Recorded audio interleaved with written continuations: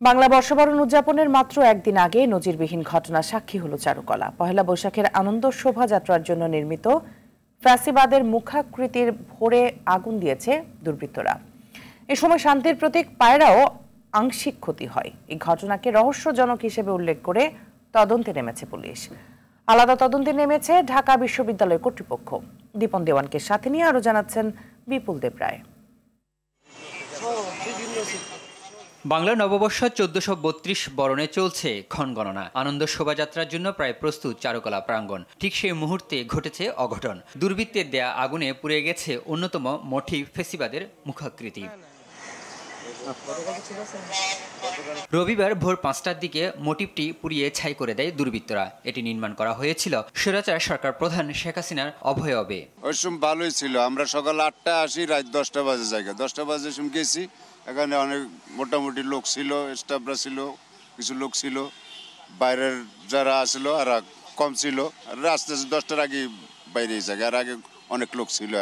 বাইরে থেকে এখানে এসে এখানে শুধুমাত্র এই আয়োজনের জন্য অনেক নিরাপত্তার জন্য অনেক পর্যায়ে নিরাপত্তা এখানে রাখা হয়েছে। ঘটনার পর অতিরিক্ত পুলিশ মোতায়েন করা হয় চারুকলা চত্বরে। গোয়েন্দা পুলিশের পাশাপাশি বিভিন্ন সংস্থাও নেমেছে তদন্তে। পরিদর্শন শেষে কোনো মন্তব্য করতে রাজি হননি ডিএমপির পুলিশ কমিশনার। তবে অতিরিক্ত কমিশনার জানান তদন্ত করে দোষীদের আইনের আওতায় আনা হবে। টাইমটা যেহেতু আজকে ভোরের দিকে হয়েছে, আমার মনে হয় খুব বেশি সময় লাগার কথা না। আমরা যদি ওই শেষ রাতের ভিডিও ফুটেজগুলো অ্যানালাইসিস করি তাহলে খুব তাড়াতাড়ি এটা পেয়ে যাব। যেহেতু ঘটনার সময়টা জানা গেছে, ওই সময়ের আগে পিছে আধা ঘন্টা বা 1 ঘন্টার ভিডিও ফুটেজগুলো, সব সিসিটিভির ভিডিও ফুটেজগুলো যদি আমরা অ্যানালাইসিস করি তাহলে আমরা পেয়ে যাব হয়তো। চারিদিকে এত সিসি ক্যামেরা থাকার পরও বিষয়টি কেন রহস্যই থেকে যাচ্ছে, এই ব্যাপারে ঢাকা বিশ্ববিদ্যালয়ের প্রক্টর জানান নির্দিষ্ট সময়ে আনন্দ শোভাযাত্রা হবে। আমাদের প্রচেষ্টা ছিল, নিরাপত্তা ছিল, মাত্র 40 ঘন্টা সময় আছে, এর মধ্যেই মোটিভ করা যাবে কিনা এভাবে শিল্পীরা তাদের মতামত দিবেন, কিন্তু আমরা ইনশাল্লাহ আনন্দ শোভাযাত্রা হবে।